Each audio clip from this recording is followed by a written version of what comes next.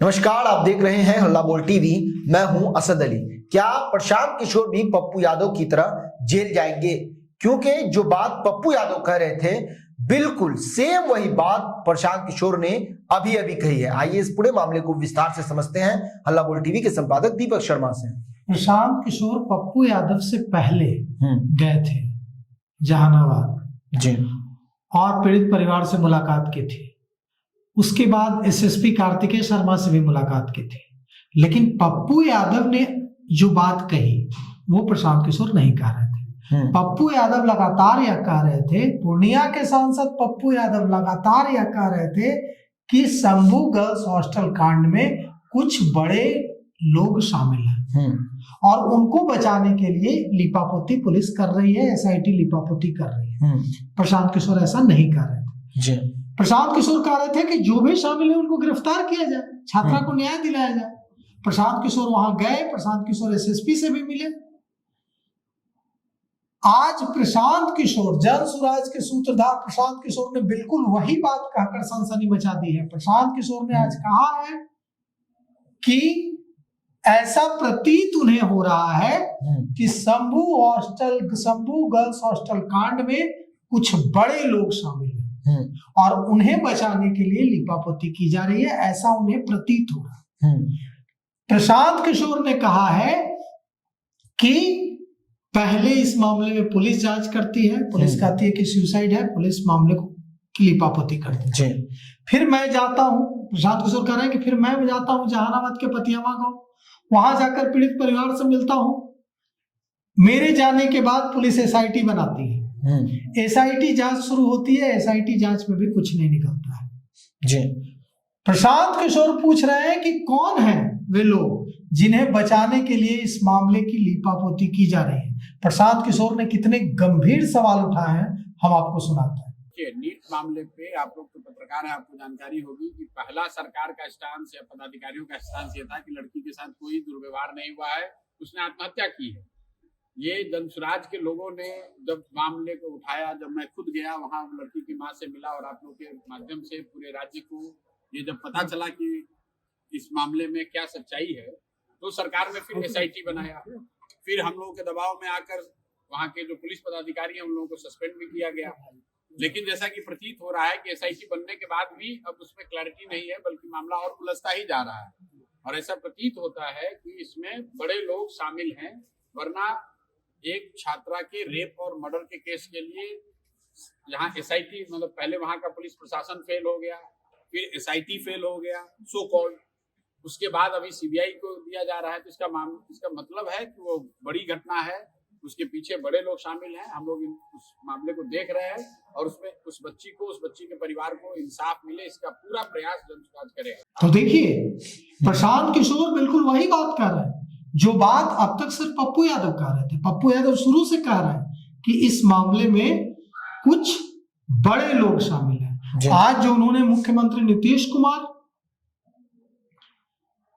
DGP Vinay Kumar, chief secretary प्रत्यय अमृत, मुख्यमंत्री के प्रधान सचिव दीपक कुमार, गृह मंत्री सम्राट चौधरी और मुझे ललन बाबू लिखा उन्होंने, मुझे लगता है कि ललन सिंह, सबको जो संजय बाबू लिखा है, इससे पता चलता है कि संजय झा को लिखा है। जो उन्होंने लिखा है पत्र, उस पत्र में आज भी पप्पू यादव ने यह बात उठाई है कि इसमें दो बड़े राजनीतिक घरानों के लोग शामिल हैं। कौन शामिल है?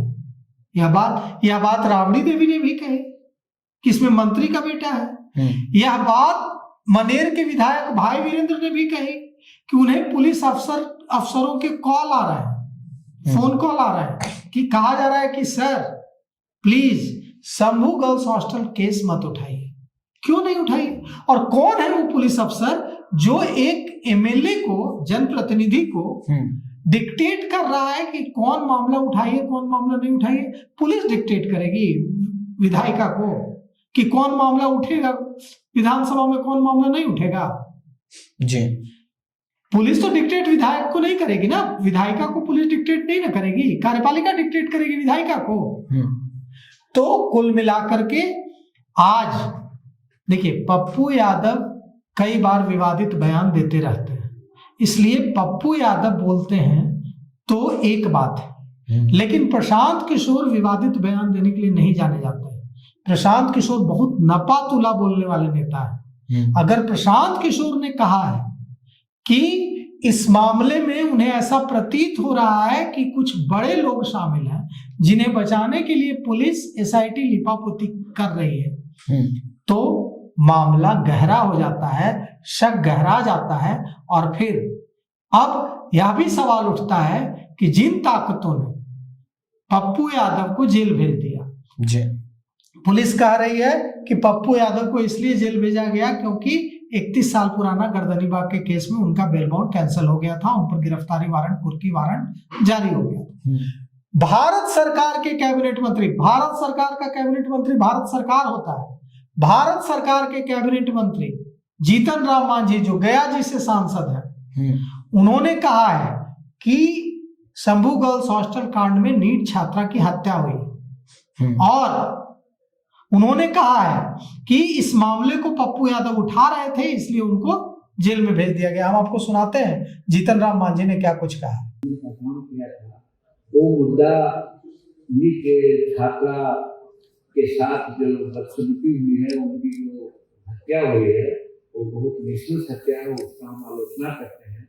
और उस पर उन्होंने वोकल होकर के कुछ काम किया था, तो उसको डायरेक्ट न करके कोई पुराना मामला में उनको ले दिया गया है। कानूनी बात है, इसके लिए हम बहुत कुछ नहीं कर सकते हैं, लेकिन जो नीट छात्रा के साथ घटना हुई है वो बहुत दुखद घटना है।